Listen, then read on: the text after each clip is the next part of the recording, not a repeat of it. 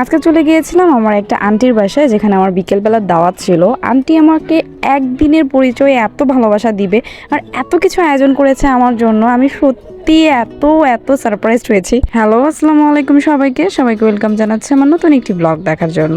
আজকে বিকেলবেলা আমার একটা দাওয়াত ছিল আমার একটা আন্টির বাসায়। সম্পর্কে উনি আমার চাচি শাশুড়ি হয়, আমার হাজব্যান্ডের ফ্রেন্ডের চাচি হয়। সো উনি আমার রেগুলার ব্লগ দেখে। এখন আমি যেহেতু কেরানীগঞ্জে এসেছি আমার শ্বশুরবাড়িতে, তো উনি এটা জানতে পেরে ওনার বাসায় আজকে আমাকে দাওয়াত করেছে।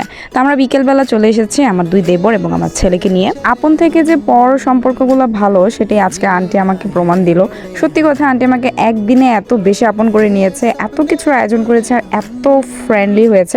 আমার একবারও মনে হচ্ছিল না যে উনি আমার আন্টি। এই তো আমি আন্টির বাসায় চলে আসছি অ্যান্ড আমরা বসেই এত গল্প শুরু করে দিছিলাম যে আমি কিভাবে ভিডিও করি, উনি কিভাবে ভিডিও করে, অ্যান্ড সারাদিন কী করে, আমি কী করি, কীভাবে স্ট্রাগল করছি, কীভাবে আমার পেজ উঠছে, এই ডিটেলস আমরা একদম বসাতেই শুরু করে দিয়েছি সব গল্প গুজব। ও হ্যাঁ, আমার আন্টির কিন্তু একটা ইউটিউব চ্যানেল আছে যেটার নাম হচ্ছে হামিদা চৌধুরী ব্লগ। আপনারা সবাই একটু আমার আন্টির ইউটিউব চ্যানেলটা ভিজিট করবেন অ্যান্ড সাবস্ক্রাইব করে আসবেন। আমি এই ভিডিওর কমেন্টে আন্টির ইউটিউব চ্যানেলের লিঙ্কটা দিয়ে দিব। আপনারা প্লিজ প্লিজ প্লিজ আন্টির চ্যানেলটা সাবস্ক্রাইব করবেন, এটা আমার হাম্বল রিকোয়েস্ট।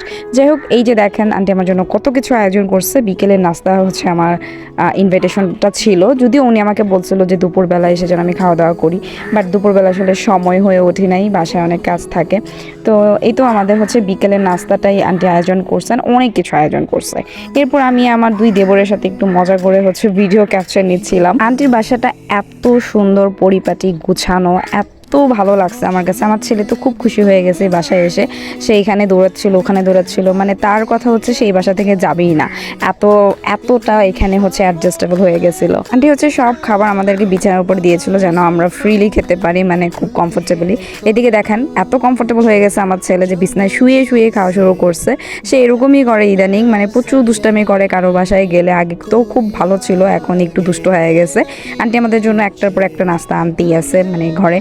আমি লিটারালি শকড, মানে আন্টি আমাকে একদিনে এত আপন করে নিয়েছে আর এত কিছু আয়োজন করছে, এত কথা বলছে আমার সাথে, মানে সত্যিই আমার কাছে খুব ভালো লাগছে। আমি ভাবতেছিলাম যে আমি যাব ফার্স্ট টাইমের মতো, কেমনে কি বলবো, কথা কিভাবে শুরু করব, উনি আমার সাথে মিশবে কিনা, আমি মিশতে পারবো কিনা, বাট সিরিয়াসলি আমাদের সুন্দর একটা সময় কেটেছে। ও হ্যাঁ, আজকের ব্লগটা কে কোথা থেকে দেখতেছেন অবশ্যই কমেন্ট সেকশনে জানাবেন। আর ভিডিওটি যদি ভালো লেগে যায় প্লিজ আপনার টাইমলাইন একটু শেয়ার করে দিবেন। যারা এখন আমার পেজটা ফলো করে নাই প্লিজ ফলো মাই পেজ। এদিকে দেখেন আমার দেবর কিভাবে ভিডিও ক্যাপচার করতেছিল, মানে যেইভাবে পারছে ওইভাবে আমার ভিডিও নিচ্ছে।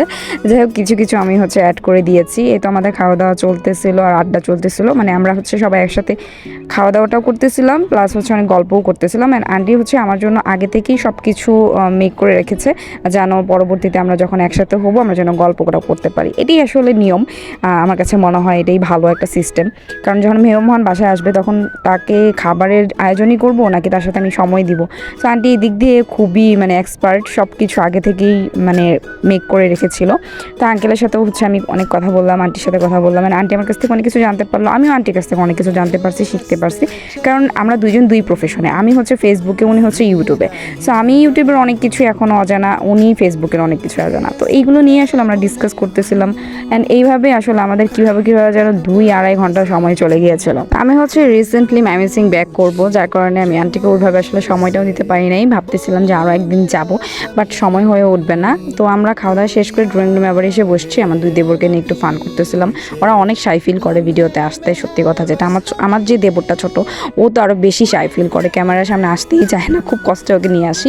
এই তো আমরা এখন বিদায় নিয়ে নেব আন্টির সাথে। আন্টি আন্টির ইউটিউব চ্যানেলের জন্য আমার সাথে কিছু ভিডিও ক্যাপচার করতেছিল না, আমি কী যেন বলতেছিলাম। তো এই ছিল আজকের ছোটোখাটো একটা ব্লগ। আজকের ব্লগটা এই পর্যন্তই। সবাই ভালো থাকবেন, সুস্থ থাকবেন, দেখা হয়ে যাবে নেক্সট অন্য কোনো ব্লগে। সেই পর্যন্ত কিন্তু আমার পেজের সাথেই থাকবেন। আল্লাহ হাফিজ।